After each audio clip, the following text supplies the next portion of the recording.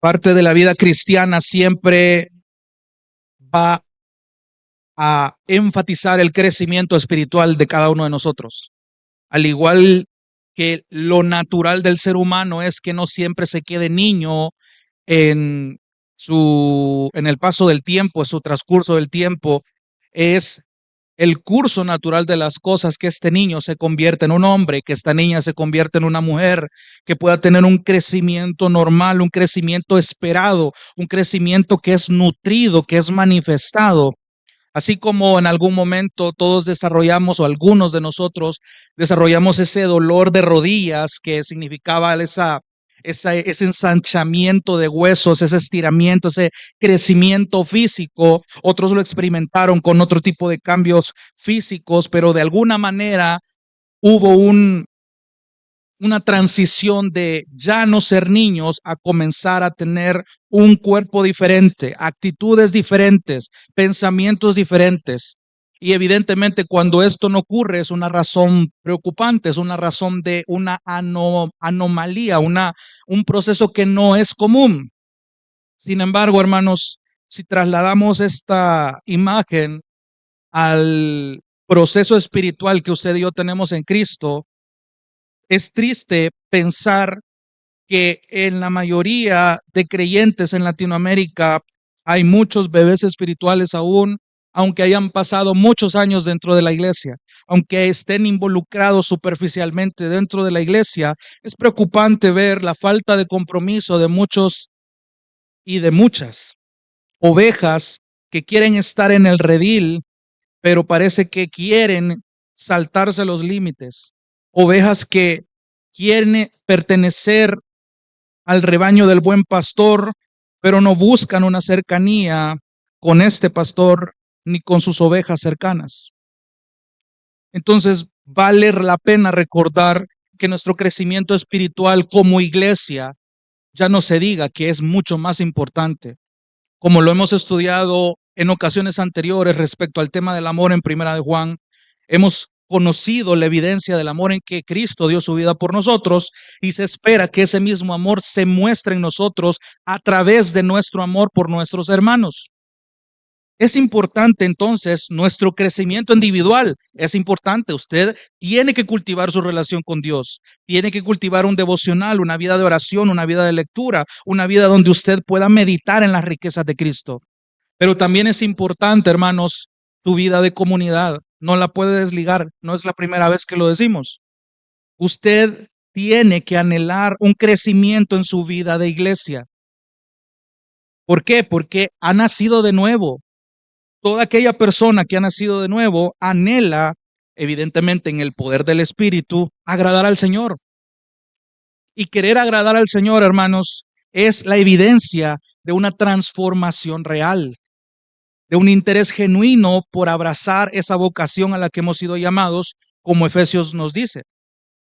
Y es en esta vocación que aprendíamos donde encontramos las actitudes, las cualidades que un creyente debe tener, y esto, como ya lo hemos visto también, se conecta muy bien en la práctica con la diversidad de hermanos y hermanas con quienes compartimos esta vida de iglesia.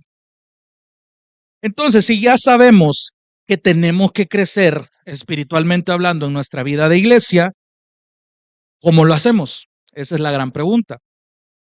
¿Cuáles son esas maneras en las que podemos hacerlo como iglesia, como partes del cuerpo? Porque ya vimos la semana pasada que el tema de la diversidad tiene un propósito, tiene un distintivo, decíamos que tiene un carácter. Entonces ahora es necesario ahondar en el fundamento de esta diversidad. Pero para continuar con esto, no quiero que abandone la lectura del pasaje que acaba de leer en Efesios 4, del 1 al 3. Solo para ponerlo en contexto rapidito, es interesante que cuando usted lee la carta a los Efesios, hay un término que Pablo ocupa mucho, no solo en Efesios, sino en Romanos, en Colosenses, en muchas de sus cartas, y es el término riqueza o riquezas. Cuando usted lee bajo su contexto la palabra riquezas, Pablo lo ocupa mucho para hablar de, en su mayoría, todo lo que implica un bien espiritual que yo ahora tengo en Cristo, y que me da la capacidad de evidenciarlo. ¿Por qué? Porque Cristo mismo es la fuente de donde brotan todos estos tesoros.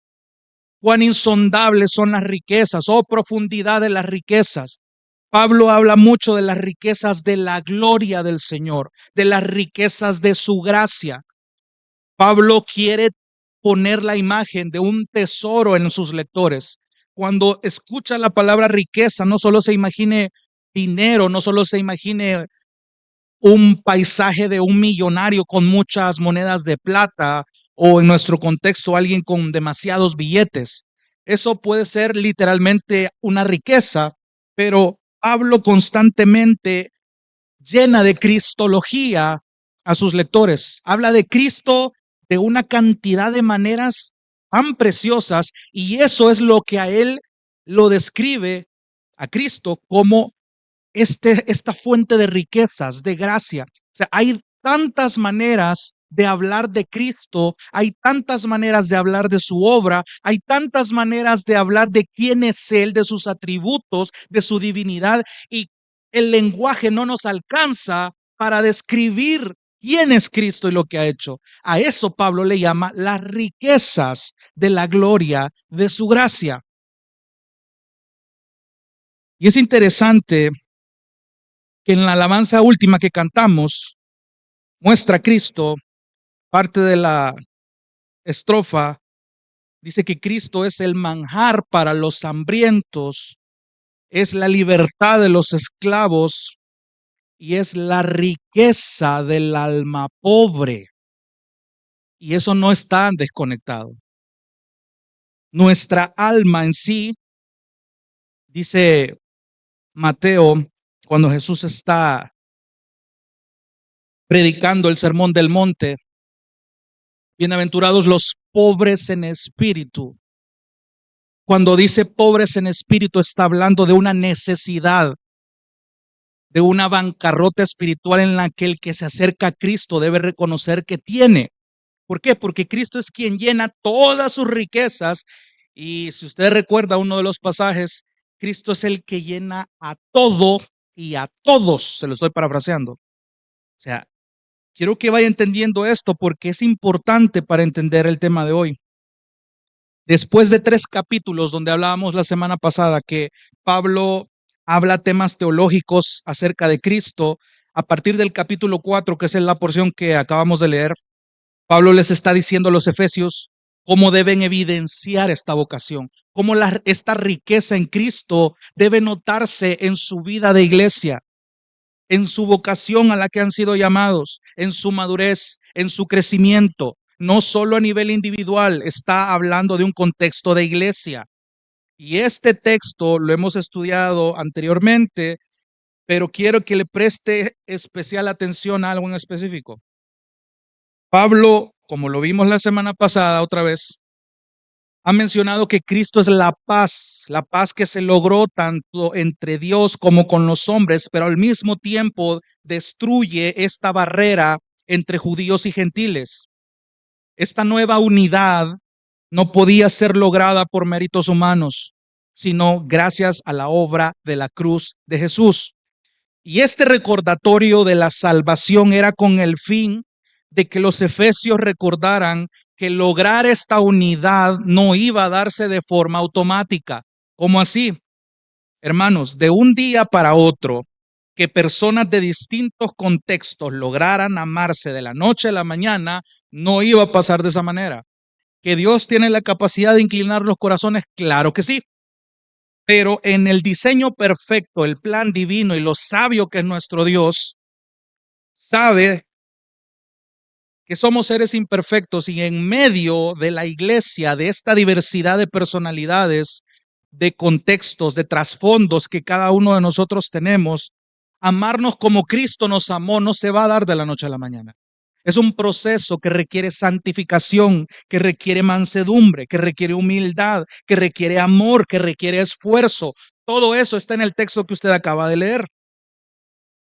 Entonces, ¿por qué es importante leer esto? Porque una vez más, esta verdad nos recuerda la pecaminosidad de los seres humanos. ¿Sabe por qué? Porque usualmente nos resistimos a esta unidad porque tenemos la tendencia a ser egoístas. Permítame citarle al pastor Mark Dever, que lo dice de una mejor manera. Cito: somos seres humanos caídos. Enfrentamos constantemente la tentación de vivir en oposición a la unidad que Dios ha establecido. Y seríamos ingenuos en pasar por alto el hecho de que las realidades históricas nos influyen también en esta área.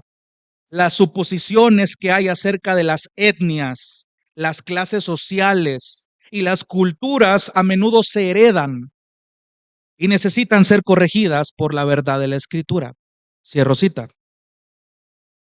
Y esto, hermanos, tiene que ser nuestro punto de partida para hablar de la unidad, para hablar de su fundamento. ¿Por qué?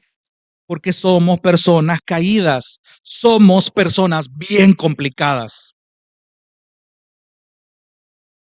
Pero eso es bueno, ¿sabe por qué? Porque así nos damos cuenta que nuestra unidad proviene de Cristo. Lo repito, como personas caídas y complicadas que usted y yo somos en esta unidad llamada iglesia, eso es bueno porque nos damos cuenta que nuestra unidad viene de Cristo. Entonces nuestro llamado no es resistir a esta unidad. Usted tiene que abrazar esta unidad. Usted tiene que cultivar esta unidad y esforzarse por preservarla, como dice el texto que acaba de leer. Esa es la misión. Pablo entonces está diciendo en el capítulo 4 de Efesios: ahora ustedes son esto en Cristo. Por tanto, deben de hacer esto en Cristo. Deben comportarse así en Cristo. El Evangelio los ha unido ahora. Entonces, esfuércense por preservar esta unidad. Entonces, la gran pregunta aquí es: ¿cómo cultivamos entonces la unidad en nuestra diversidad? Porque hemos hablado de propósito. Carlos nos llevó por esos maravillosos pasajes de Apocalipsis, donde nos da ese paisaje final de cómo esa unidad se va a ver en la iglesia universal. Pero mientras ese momento llega, ¿qué debemos hacer? Al final tenemos ese adelanto de que esa unidad va a lograrse, pero somos llamados a esforzarnos por preservar esta unidad. Una unidad que Cristo ha logrado, pero que es nuestra responsabilidad bíblica preservarla, cultivarla, abrazarla, promoverla. Eso es lo bonito. Entonces, ¿cómo cultivamos la unidad ya en nuestro presente, en la iglesia Gracia y Verdad? Entonces, quiero que, para contestar esta pregunta, quiero que examine bien el caso de la iglesia de Gracia y Verdad. Porque si usted nota, a lo mucho actualmente solamente tenemos a un hermanito que habla otro idioma, que esperamos salvadoreñizarlo pronto. Pero fuera de eso, no tenemos ninguna otra persona hoy por hoy en la iglesia que se congregue regularmente y que hable otro idioma que no sea el nuestro.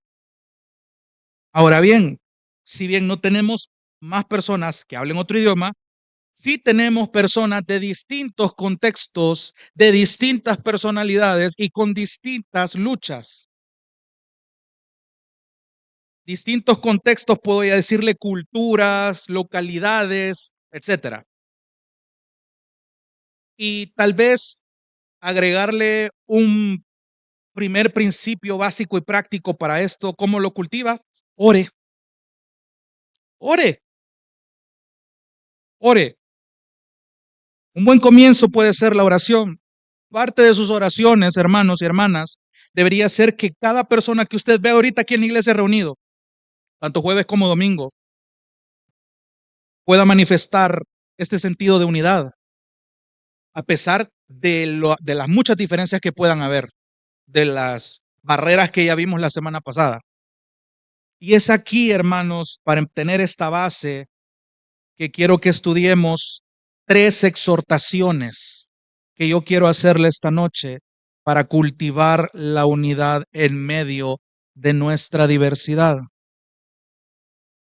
Y aquí es donde, a pesar de que son exhortaciones muy breves, muy prácticas. Es mi oración que usted pueda hacerse ese autodiagnóstico. Otra vez, 2024 fue un año cargado de teología, cargado de muchos conceptos, cargado de muchas cuestiones respecto a las ordenanzas, a la teología de la iglesia. Y este 2025, ore porque toda esa teología se vuelva realidad en su vida práctica de iglesia. Entonces, la primera exhortación que yo quiero darle esta noche es que reconozca la invisibilidad de su cultura. Parece un poco extraño este tipo de exhortación, pero ya se lo voy a explicar. Reconocer la invisibilidad de nuestra cultura. ¿Qué le quiero decir yo con esto? Le pongo un ejemplo muy práctico.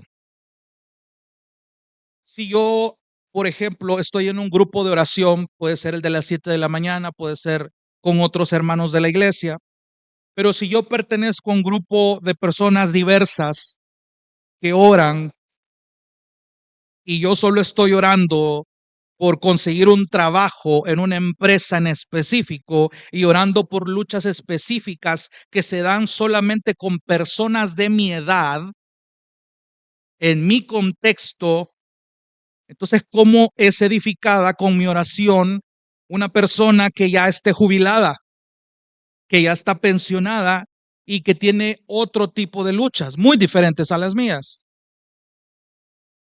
Le pongo otro ejemplo.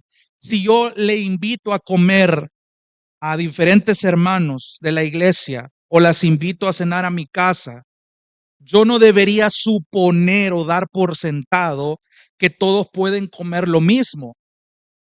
Présteme atención porque va a sonar un poco, puede sonar un poco extremo lo que le voy a decir, pero en algo tan sencillo usted debe pensar en las personas que puedan tener algún tipo de alergia o algo, tienen alguna condición médica que no les permite comer cualquier cosa. Y así pueden ocurrir ejemplos tan sencillos en diferentes situaciones. ¿Qué le quiero yo dar a entender con estos ejemplos, hermanos? No todos comparten sus experiencias, no todos comparten sus puntos de vista. No suponga, no dé por sentado ciertas cosas de sus hermanos de la iglesia, gracia y verdad. Todos vienen de un contexto diferente, tienen una edad diferente, una personalidad diferente y diferentes maneras de reaccionar, diferentes maneras de comunicación, diferentes formas de mostrar ciertos afectos. Pero ahora en Cristo la cosa debe ser diferente. ¿En qué sentido? De entrada, hermanos, otra vez, el error más común que hacemos como miembros de una iglesia es suponer. Muchos roces se evitarían en la iglesia si dejáramos de suponer.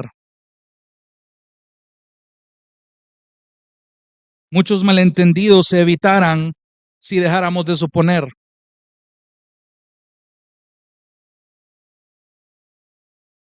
Entonces no suponga, hermano, que todos pueden reaccionar como usted lo hace.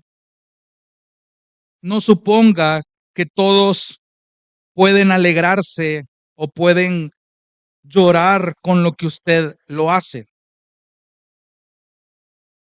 No todos tienen el mismo sentido del humor, al parecer.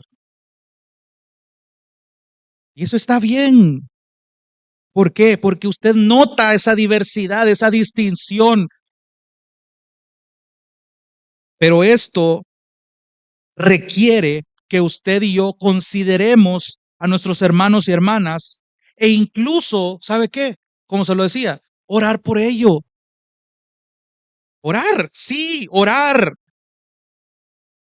Porque usted lo que pretende es lograr algo que va más allá de un buen momento de comunión. No le estoy diciendo que es pecado que usted busque un buen tiempo de afinidad, ya hemos hablado de eso. Sin embargo, el hecho de que usted promueva la unidad debe de hacer, de orillarlo, de inclinarlo a acercarse a personas bien diferentes a usted con el propósito más allá de una buena comunión. Gloria a Dios por las buenas comuniones. Pero nosotros queremos lograr algo que va más allá de un buen momento de comunión. Nosotros estamos buscando esta unidad del Espíritu en el vínculo de la paz. Eso es lo que yo quiero lograr, esa unidad de la que Efesios habla. Por eso es que de la noche a la mañana esto no se puede dar. Usted tiene que llevar un proceso por el que en teoría usted tiene que orar.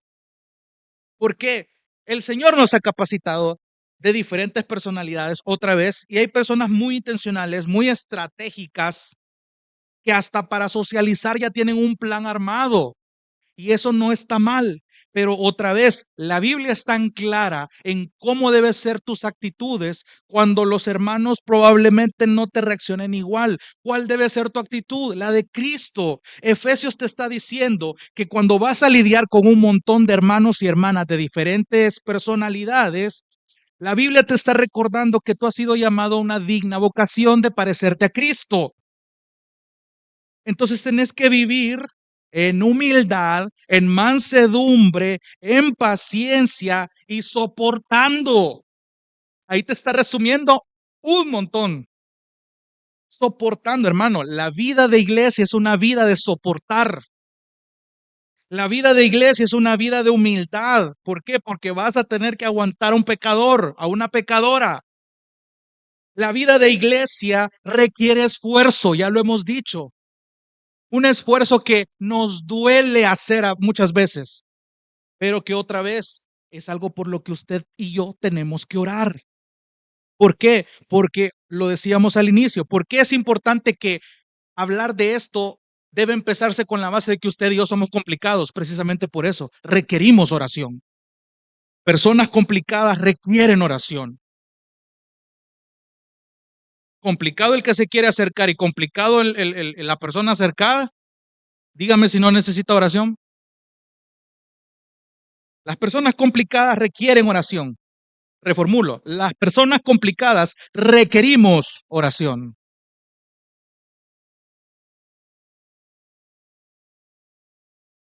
Pero hermano Jonathan, usted me está diciendo que yo debo orar incluso hasta para invitar a comer a los hermanos. Si está pensando en una unidad más allá de un buen tiempo de almuerzo, sí. Si usted está pensando en unirse a un grupo de oración, sí.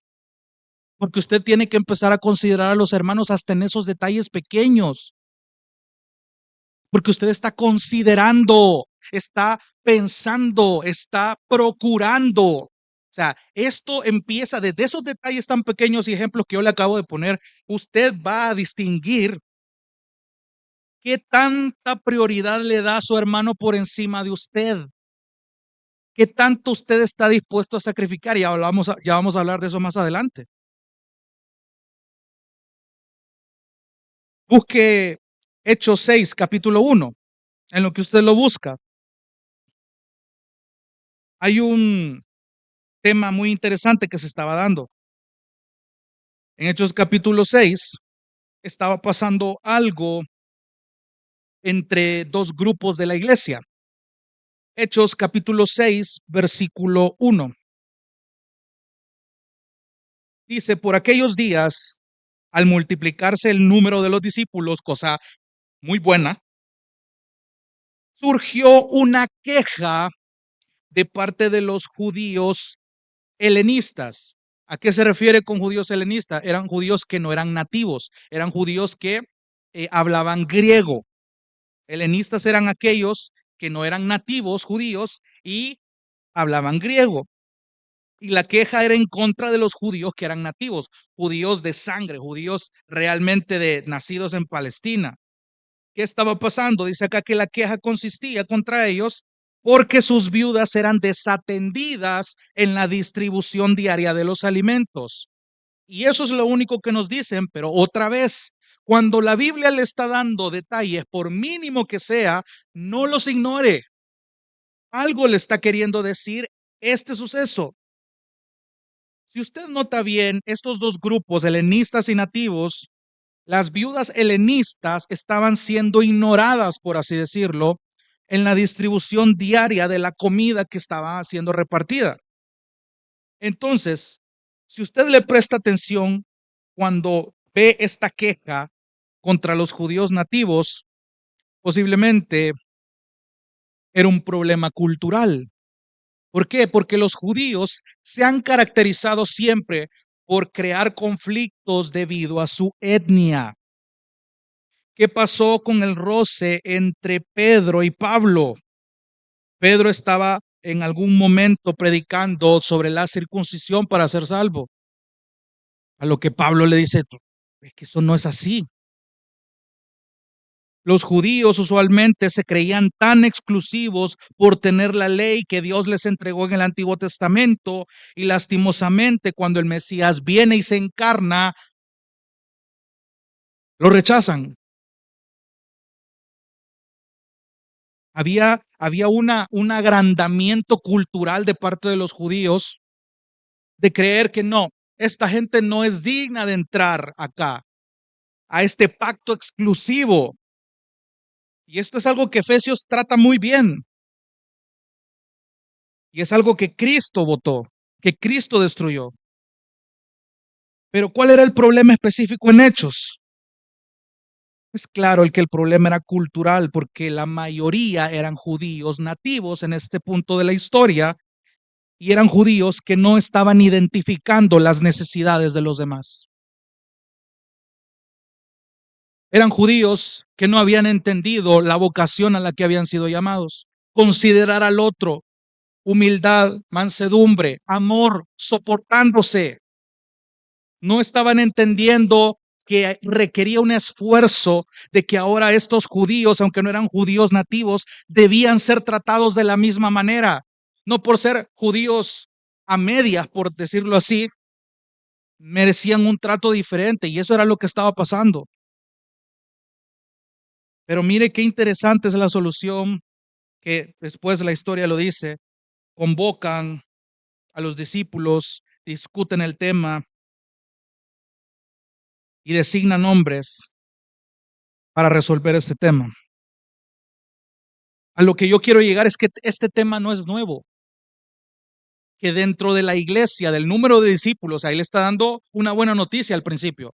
Estaba creciendo el número de discípulos, gloria a Dios, pero de nada nos sirve tener una iglesia llena de discípulos que no promueven la unidad. No sirve de nada que Gracia y Verdad se llene de hermanos, un culto de jueves, un culto de domingo, si los hermanos no se esfuerzan por preservar esta unidad, en entenderla y mucho menos en practicarla. No sirve si yo no identifico las necesidades de los demás, si yo no antepongo las necesidades de los demás por el mío, si yo no me considero menos importante y considerar al otro como más importante que a mí mismo. Es la actitud de Cristo, el mismo sentir. Nada está desconectado. Busque Romanos 12, un texto muy conocido que ya el pastor Mario incluso también ha tocado. Romanos 12:1. Hermanos, les ruego por la misericordia de Dios, presenten sus cuerpos, es su culto racional, un sacrificio vivo, santo y aceptable. Ok, pero si usted nota más adelante en el versículo 10, dice muchas cosas que deben llamar su atención. Pablo está empezando por esta base del culto racional, porque en los versículos siguientes sigue hablando de algo que implica trabajo, esfuerzo, una actitud que debe ser continua en nosotros como creyentes. Versículo 10. Mire qué precioso. Préstele atención porque más adelante vamos a volver a este texto. Romanos 12:10 dice: sean afectuosos unos con otros con amor fraternal. Este término es el que ocupa primera de Juan 3. Con honra, dándose preferencia unos a otros. Esto habla otra vez, considerar al otro más importante, darle prioridad a la necesidad de mi hermano antes que la mía, en pro de esta unidad. Versículo 11, no sean perezosos en lo que requiere diligencia. ¿Perezosos en qué? El contexto lo dice, en preservar esta unidad, en preservar esta actitud de creyente, en que unos a otros seamos afectuosos, nos demos preferencia, nos honremos. Esto requiere esfuerzo y si no nos esforzamos, estamos siendo negligentes y perezosos. No sean perezosos en lo que requiere diligencia, hermano. Preservar esta unidad requiere que tú seas diligente. Preservar esta unidad no solamente requiere un esfuerzo de, híjole, tengo que hacerlo, ni modo, tengo que venir y para que el pastor ya no me diga nada, lo hago y vengo. No, esto requiere una actitud completa. No sean perezosos en lo que requiere diligencia. Sean fervientes en espíritu. Esta palabra ferviente habla de una cobertura de fuego, como si un arbusto se estuviera quemando. Algunos comentaristas dicen que posiblemente la Septuaginta, que es la traducción del Antiguo Testamento al griego, se usó para describir la efervescencia de la zarza ardiendo. Entonces tiene sentido decir ser fervientes en espíritu, es decir, esto que requiere diligencia de mi parte debe envolverme de tal manera que se note que yo lo estoy haciendo con una actitud correcta, no por compromiso. Fervientes en espíritu, sirviendo al Señor. Versículo 12. Gozándose en la esperanza. ¿Por qué? Porque muchos van a estar desanimados. Muchos en el proceso van a estar desanimados. Y bendito Dios que habemos muchos diferentes acá, que nos abrazamos a esa esperanza y nos gozamos en ella. Ya hemos hablado del gozo. Hablábamos el 31 de diciembre de cómo el lamento del Salmo 142 al final nos termina guiando a una esperanza. Es exactamente lo mismo, gozándonos en la esperanza, versículo 12, perseverando en el sufrimiento. Nada de esto es casualidad. El esfuerzo por preservar esta unidad nos va a costar y nos va a costar un sufrimiento, porque va a requerir sacrificio. Te voy a repetir esta palabra, hermana, porque quiero que se te grabe, a hermanos y hermanas. Esforzarse por preservar esta unidad en el espíritu, en el vínculo de la paz, va a traer sufrimiento. Pero la palabra misma te está diciendo que si el Espíritu Santo habita en ti, tú puedes encontrar gozo en la esperanza y puedes perseverar en este sufrimiento. Mira que sigue diciendo, versículo 12, perseverando en el sufrimiento, dedicados a ¿qué? A personas complicadas requieren oración. Personas complicadas requieren oración. Requerimos oración. Dedicados. Hermanos, desde que inició el 2025, ¿qué tan dedicado te has puesto en la oración? Llevamos 9 días para el diagnóstico. Versículo 13, me encanta. Contribuyendo para las necesidades de los santos y practicando la hospitalidad.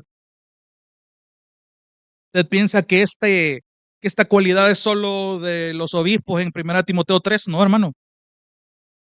La hospitalidad es parte de la iglesia. Entonces, vuelva a Efesios 4. Todo lo que acaba de leer en Romanos debe interesarle.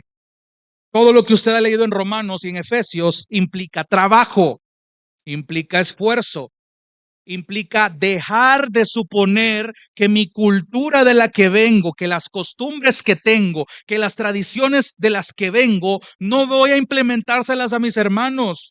No voy a imponerlas a mis hermanos. Si yo hago las cosas de esta manera porque así me han funcionado a mí, no significa que va a hacerlo con los hermanos.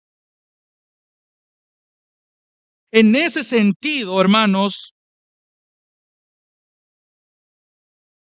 debe ser todo lo contrario, que mi interés esté en conocer a mis hermanos. Haga preguntas consideradas hacia los otros hermanos. Haga preguntas abiertas con el fin de que usted aprenda sobre la experiencia de otros en su vida cristiana. Y se va a dar cuenta cómo se diferencia de sus experiencias. ¿Le ha preguntado alguna vez a un hermano de la iglesia cómo llegó a la fe? Sería un buen punto de partida saber cómo mi hermano llegó a Cristo, cómo Cristo en ese sentido le impactó, cómo Cristo le buscó, cuáles fueron los medios que utilizó el Señor para llegar a esta vida.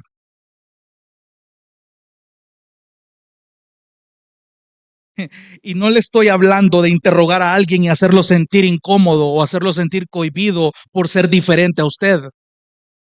Yo le estoy queriendo decir que debemos tomarnos el tiempo con toda la sensibilidad que usted le sea posible y la humildad que describe Efesios para que usted conozca a su hermano, a su hermana. ¿Sabe para qué? Para que aprenda, hermano. Otra vez cometemos el error de suponer y usted no tiene idea de la riqueza que usted puede aprender de su hermano alrededor. La riqueza espiritual que viene de la experiencia que ha pasado, de cómo Cristo impactó la vida de su hermano, de su hermana.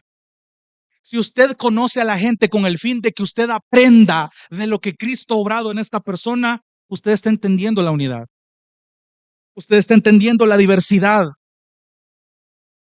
Porque usted busca aprender de la vida de este hermano y su trasfondo.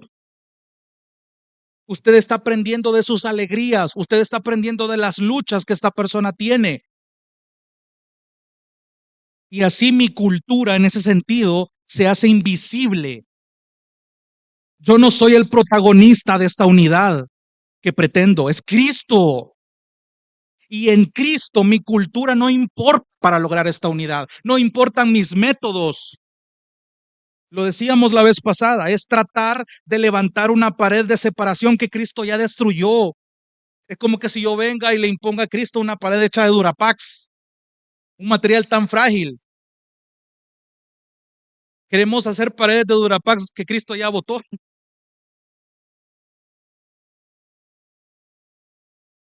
Entonces, hermanos, primera exhortación, reconozca la invisibilidad de su cultura. En el buen salvadoreño, mis mañas, mis métodos para implementar la unidad. ¿Pueden funcionar? Sí, pueden funcionar, pero la mayoría de veces el Señor te está llamando a que abraces los métodos bíblicos, sacrifiques muchas cosas de tu personalidad. Y eso nos lleva a la segunda exhortación. Y aquí se va poniendo bueno esto. Acepte a los que son diferentes a usted. Acepte a los que son diferentes a usted. Sé que esta frase suena bien genérica, pero ya la voy a explicar. Busque primero a los Corintios capítulo 12, versículo 13. Primero a los Corintios capítulo 12, versículo 13. Un texto que ya conocemos también. Un texto que nos habla de la iglesia en la imagen de un cuerpo y una cabeza y de cómo cada miembro es importante. Primero a los Corintios capítulo 12, versículo 13 dice: pues por un mismo espíritu todos fuimos bautizados en un solo cuerpo, ya judíos o ya sea griegos, ya sean esclavos o sean libres. A todos se nos dio a beber del mismo espíritu. Lea otra vez ese versículo y quiero que piense en los corintios leyendo esto que Pablo les mandó e ingenuamente pensando en, yo me imagino a los corintios leyendo esto y diciendo, bueno, ya que hay más incluidos en este pueblo de Dios, y paréntesis, le hago esta suposición basado en la necedad la idolatría que caracterizó a los corintios y la mezcla de cultura pagana con cultura de iglesia que ellos pretendían hacer. Querían hacer una diversidad a su manera en ese sentido. Cierro paréntesis. Entonces, imagínense a los corintios leyendo este versículo y teniendo buenas intenciones. Y bueno, al parecer hay más clases agregadas acá en la iglesia, en el pueblo del Señor. Entonces a mí se me puede ocurrir hacer grupos dentro de la iglesia donde puedan sentirse cómodos.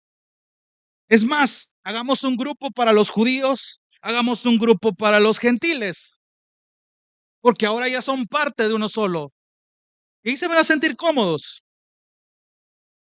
Muy buenas intenciones para manejar la unidad de la diversidad, pero no ese es el método. Y a usted esto le puede parecer un poco absurdo, un poco cómico en cierto sentido, pero muchos hermanos en la iglesia actualmente pueden caer en esa mentalidad. ¿Sabe cómo? Hermanos, hermanas, si usted, présteme atención, por favor, si usted y yo solo buscamos comunión con quienes son iguales a nosotros, usted está haciendo exactamente lo que los corintios en teoría harían. Si usted solo busca comunión con quienes son iguales a nosotros, usted no ha entendido la unidad en la diversidad. Ojo, yo no quiero que usted piense que le estoy diciendo que considerar la organización de grupos en la iglesia esté mal, es diferente.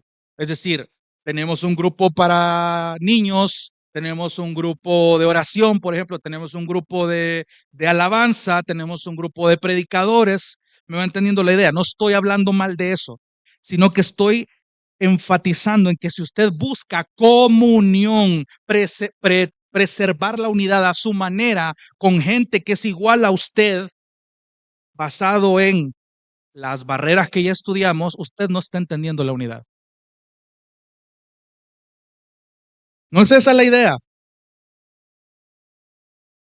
Si usted nota, hermanos, aquí vemos jóvenes, adultos, tercera edad, niños, mujeres, hombres, etcétera, calzados, solteros. Hay diversidad, por supuesto que la hay. Lo que le quiero decir, hermano, es que tener amistades en la iglesia con personas que comparten su misma edad, su mismo género, su misma etnia, su misma profesión, puede ser bueno, es maravilloso. No le estoy diciendo que eso es pecado. E incluso Dios usa esas relaciones para obrar de maneras importantes en su corazón. ¿Por qué? Porque usted y yo somos capaces de hablar entre nosotros en base a nuestras experiencias en común y eso no está mal. Qué precioso es cuando podemos compartir los mismos sufrimientos de las mismas maneras y compartir casi las mismas enseñanzas bíblicas y complementar unas con otras. Eso es muy bueno. No le estoy diciendo que eso es malo. Las relaciones de similitud, de afinidad, ya lo hemos hablado, no son malas, pero sí pueden ser peligrosas. Porque si usted está basando su unidad en la afinidad, ahí se está yendo por otro lado. Las relaciones de afinidad, las relaciones de similitud se pueden volver peligrosas cuando estas relaciones son las que caracterizan tanto a nuestra comunidad de iglesia que oscurecen la diversidad natural que el Evangelio produce. Se lo ejemplifico de esta manera. Qué triste es saber que pueden existir iglesias en nuestro país que la gente los identifique por, hey, esa es la iglesia de los jóvenes, hey, esa es la iglesia de los adultos mayores. En aquella iglesia puros ancianos hay. En aquella iglesia hay más niños, hay bastante ministerio en escuela bíblica. Aquella iglesia se caracteriza porque es la iglesia de los músicos. Solo músicos de calidad hay ahí. Préstele atención al mensaje detrás de eso.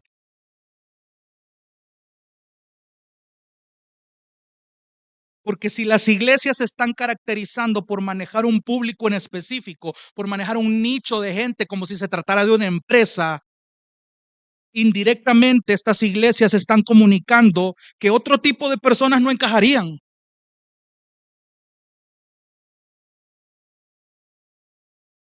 Muy indirectamente lo dicen.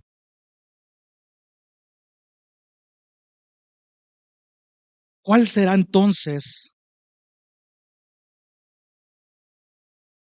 nuestra característica como gracia y verdad?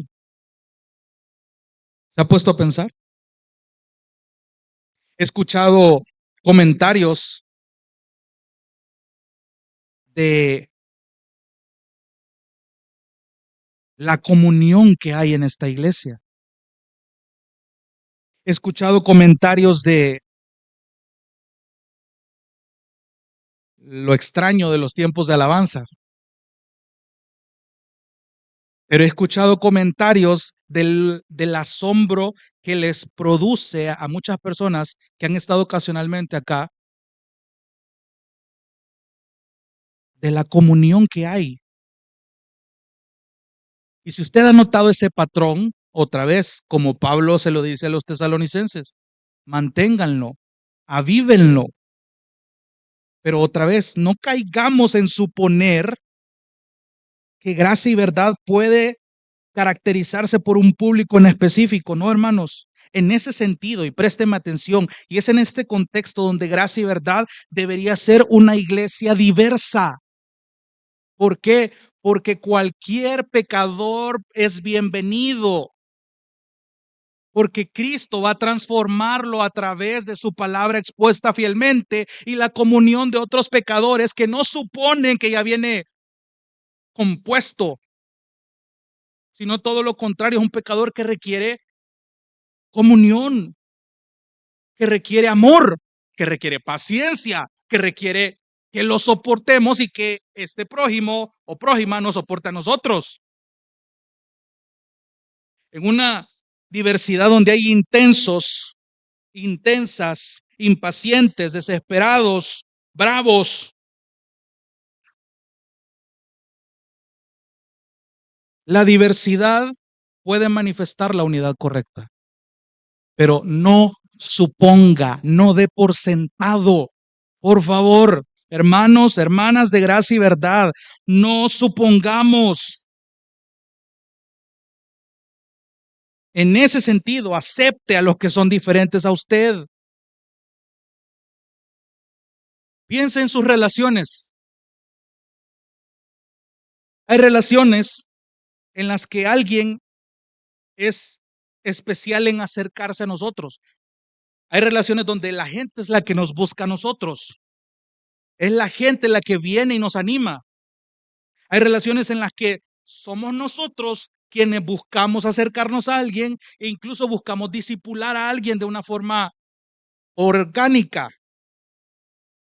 Y hay relaciones que son recíprocas. Ambos se buscan, ambos se animan, ambos se disipulan. ¡Qué bueno! Pero aquí está la clave. Es precioso ver que hay un acercamiento, hay una relación tan bien cultivada solo por el hecho de que alguien es creyente. No me une ninguna razón natural, ni de edad, ni de gustos musicales, ni de gustos de películas. Me une solo el hecho de que Cristo sea nuestro lazo en común. De hecho, todas nuestras relaciones deberían ser saludables e importantes y que edifiquen, incluso fuera de la iglesia, hermanos. Por eso le digo, usted tiene que orar por sus relaciones. Pero aclaro, esto lo estoy hablando dentro del contexto de la iglesia. Pero hermano, si usted no tiene buenas relaciones dentro de la iglesia, si usted no tiene amistades que le edifiquen dentro de la iglesia, debería de evaluarlo. Esto debería de preocuparlo.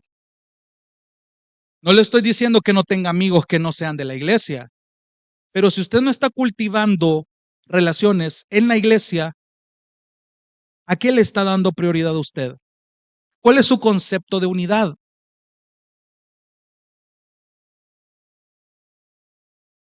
quiero que se pregunte lo siguiente y hágase un diagnóstico rapidito.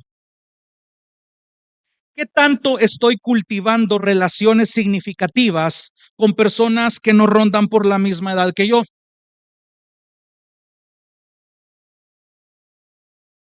¿Quiénes están en una línea de trabajo distintas a la mía? Voy a repetir. ¿Qué tanto estoy cultivando relaciones significativas, ya hablamos de eso antes, con personas que no rondan por la misma edad que yo? ¿Quiénes están en una línea de trabajo distinta al mío? Se los decía la vez pasada, no por el hecho de estar en la alabanza, solo me voy a llevar con los de alabanza. Solo por estar en bíblica, no me voy a llevar solo con los de bíblica. Solo por no pertenecer a un ministerio de la iglesia, me voy a llevar con la gente que está sin ministerio en la iglesia. ¿A qué persona de la iglesia con un trasfondo diferente al mío conozco lo suficientemente bien como para orar por cosas específicas que le están pasando a su familia o en su trabajo?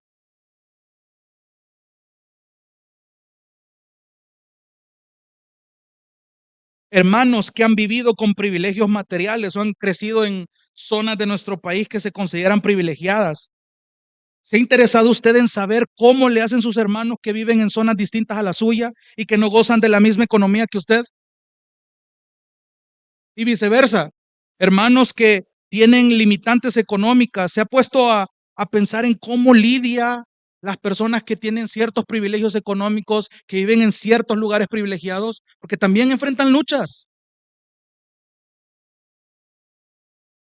Usted puede llevarse una gran impresión, una gran lección de cómo si nos quitamos esas barreras, que porque aquel es del Escalón y el otro es de Soyapango, que porque aquel está bien anciano y yo estoy bien cipote, no tiene nada que enseñarme.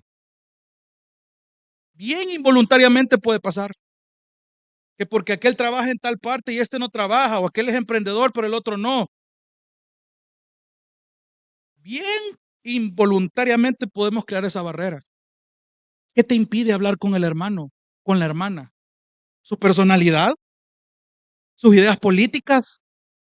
¿Su gusto musical? No estás entendiendo entonces la unidad. Otra vez, estás queriendo poner una barrera que Cristo ya votó. Y así podría hacer diferentes preguntas para distintas áreas. Entonces, ¿qué pasa si usted se está dando cuenta de que no conoce a muchas personas que sean tan distintas a usted? O simplemente usted desea crecer.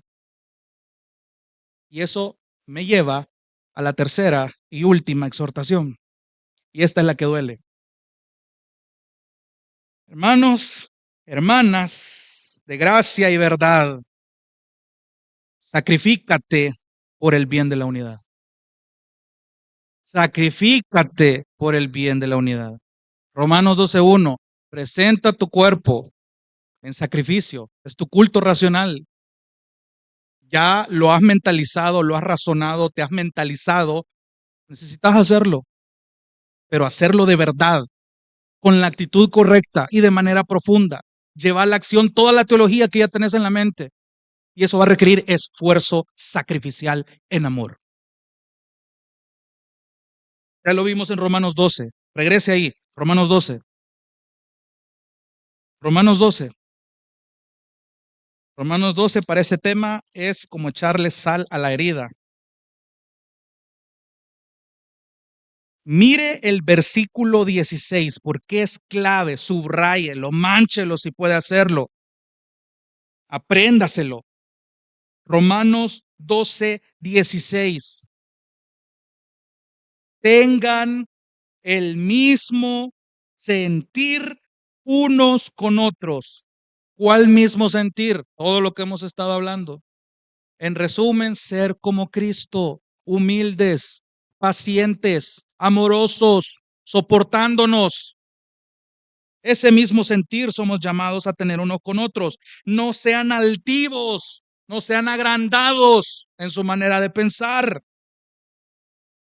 Al contrario, sean condescendientes con los humildes, júntense con los humildes, que la humildad sea un destello de cualidades de parte de sus vidas y la mía. Que ustedes suden humildad, huelan humildad. que irradien humildad. Este es un golpe tremendo al orgullo nuestro. No sean altivos en su pensar, sino condescendiendo con los humildes. No sean sabios en su propia opinión. Sus métodos aquí no funcionan. Su manera de hacer unidad no funciona. Su cultura aquí no funciona. Su personalidad aquí no es excusa.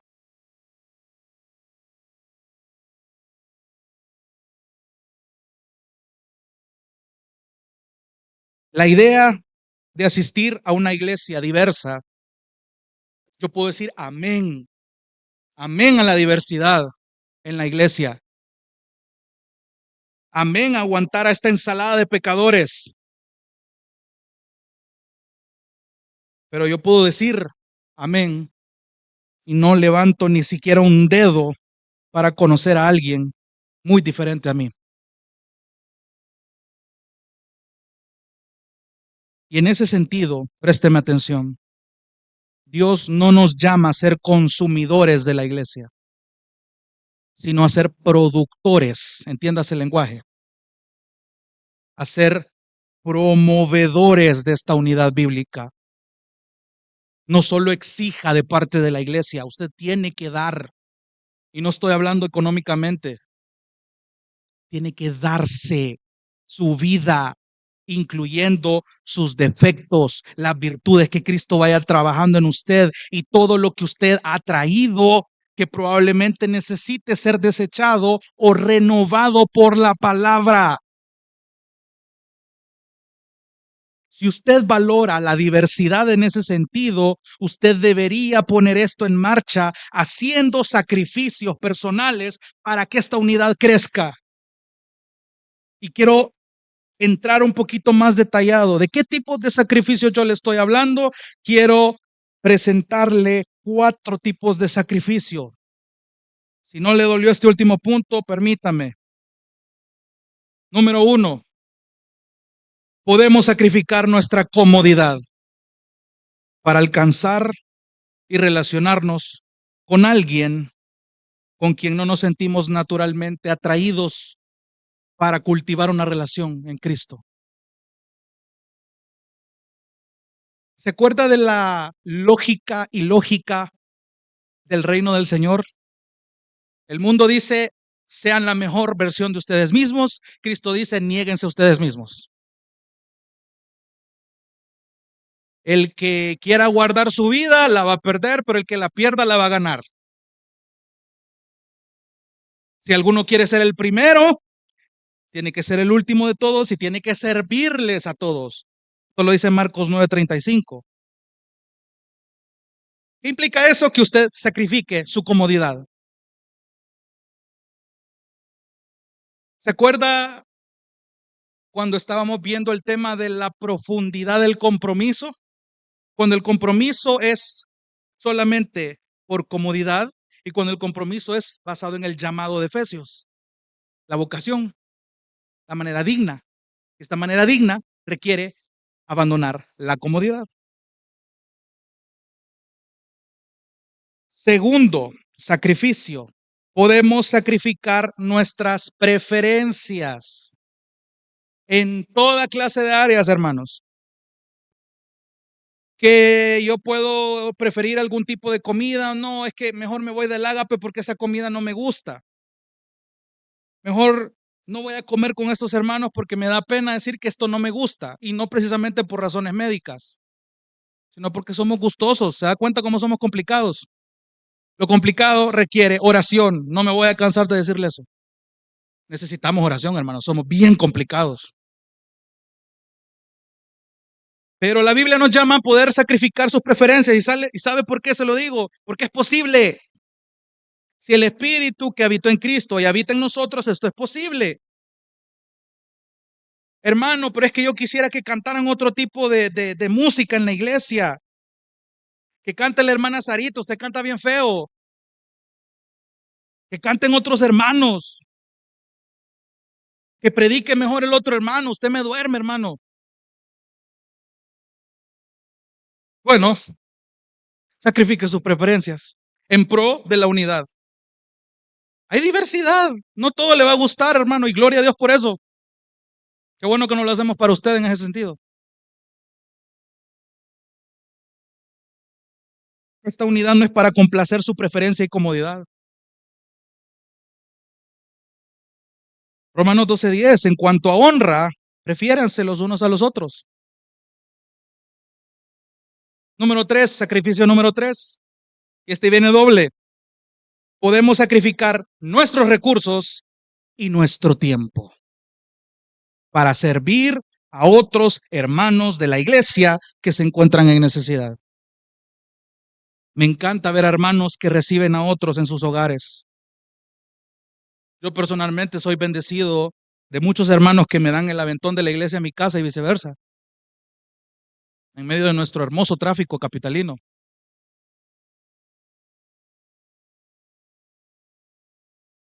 He visto hermanos cuidando a los hijos de otros, no necesariamente de bíblica.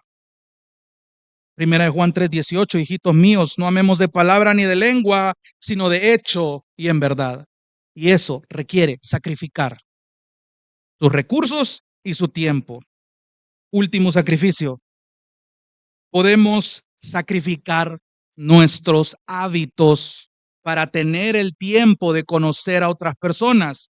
Amado hermano y hermana, présteme atención. Si usted es como yo, que necesita tener agendado lo que va a hacer con 2 meses de anticipación, déjeme darle una buena noticia. El Señor le llama a sacrificar incluso eso si usted puede acceder a salir espontáneamente a almorzar. Y ahí es donde usted evalúa el sacrificio y la prioridad de la unidad. Usted puede sacrificar hábitos para tener el tiempo de conocer a otras personas que pueden tener agendas diferentes a la suya o que vivan en una zona distinta a usted. Porque otra vez, si usted es alguien que siempre planea con agenda, usted puede acceder a salir espontáneamente, a almorzar luego de la iglesia con alguien con quien no comparta nada. ¿Cuándo fue la última vez que hizo eso? Ojo, no estoy diciendo que agendar compromisos sea pecado. Lo que le estoy diciendo es que usted puede tener la capacidad de sacrificar eso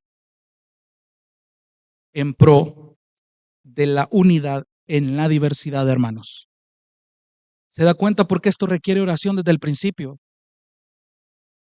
De nuevo, el punto de estos sacrificios no es la diversidad en sí, no es para elevar la diversidad, no es que usted tache, esto ya lo hice, ya salí con este hermano, a este otro hermano que no lo conozco ya le hablé, con este ya fui a comer, con este ya hice eso. No se trata de eso. Porque usted ahí indirectamente me está diciendo que sus obras son las que van a lograr la unidad. Hermano, estás equivocado. La unidad ya la logró Cristo en la cruz. La unidad ya está. Cristo es el fundamento de la diversidad. Él ya botó toda barrera. Ya compró con su muerte nuestras almas y ha producido nuestra unidad, nuestro fundamento, nuestra base. El fundamento ya está. El texto de Efesios 4 del 1 al 3. ¿Qué requiere esto? Que usted ahora sea humilde, sea manso, sea paciente y aguante. Esfuércese por preservar entonces lo que Cristo ya logró. Entonces, hermanos, para ir terminando, ¿cómo cultivamos la unidad en nuestra diversidad? Recuerde estas 3 exhortaciones. Reconozca la invisibilidad de su cultura. Acepte a los que son diferentes a usted y sacrifíquese por el bien de la unidad. Déjeme llevarlo a uno de los pasajes que Carlos nos llevó hace algunas predicaciones atrás. Apocalipsis capítulo 7. Si esto le dolió, permítame consolarle con la increíble visión de cómo toda nuestra diversidad en medio de la Iglesia Universal a lo largo de los años, en un futuro, se va a ver ante el trono de Dios. Apocalipsis 7. Si a usted esto le está costando, permítame decirle que esto va a tener un final muy bello. Apocalipsis 7, versículo 9. Juan está diciéndonos, después de esto, miré y vi una gran multitud que nadie podía contar, de todas las naciones, tribus, pueblos y lenguas, de pie delante del trono y delante del Cordero. Paréntesis, ¿se acuerda de lo que Carlos enseñó referente a que el Cordero estuviera de pie?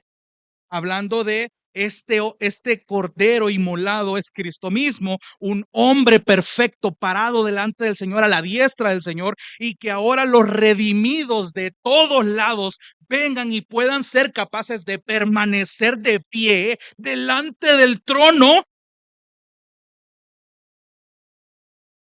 Cierro paréntesis. De pie delante del trono y delante del Cordero, vestidos con vestiduras blancas y con palmas en las manos, clamaban a gran voz: la salvación pertenece a nuestro Dios, que está sentado en el trono, y al Cordero. Todos los ángeles estaban de pie alrededor del trono y alrededor de los ancianos y de los 4 seres vivientes. Estos cayeron sobre sus rostros delante del trono y adoraron a Dios diciendo: amén. La bendición, la gloria, la sabiduría, la acción de gracias, el honor, el poder y la fortaleza. Paréntesis, todo eso es riqueza. Todo eso es riqueza. Entonces, toda esta riqueza, toda esta fortaleza, sean a nuestro Dios por los siglos de los siglos. Amén. Hermanos, cuando nos esforzamos en cultivar nuestra unidad en la diversidad, usted y yo estamos dando un testimonio tremendo de un Dios sabio, incomparable. Estamos dando testimonio de una maravillosa gracia. Y eso debe hacerle un clic en su mente y sentirse privilegiado en que usted y yo seamos colaboradores juntos para cultivar nuestra unidad como iglesia por el bien de nuestra edificación y dar a conocer el nombre de Cristo. Estamos cumpliendo la gran comisión. ¿Sabe qué es la mejor parte? Que Él ha prometido estar con nosotros todos los días, en medio de estos sacrificios, en medio de estos esfuerzos, en medio de los sufrimientos, en medio de las esperanzas, alegrías, altos y bajos. Dios ha prometido estar con nosotros. Entonces no me diga que esto le va a resultar imposible, porque aunque va a serle difícil a usted en un principio, usted va a verse en este paisaje, y yo oro porque eso sea así, que usted y yo seamos parte de estos redimidos de pie, adorando al Señor, glorificándole por la salvación que Él nos otorgó. Vamos a orar. Dios te bendiga. Realmente es un privilegio para nosotros que puedas escuchar el mensaje de la palabra de Dios. Esperamos que Dios obra en tu vida grandemente a partir de lo que puedas escuchar y aprender a través de este sermón. Sin embargo, creemos que solo este sermón es insuficiente y no debería de suplantar por ningún motivo tu asistencia a una iglesia local. La iglesia local es el medio por el cual Dios obra en la vida de su pueblo. Te motivamos a que busques una iglesia sana donde congregarte o puedas contactarte con nosotros en nuestras redes sociales para que nos puedas visitar. Será un gusto poder servirte y que podamos juntos adorar a Dios en comunión con sus redimidos mientras aprendemos de su palabra. Que el Señor te bendiga.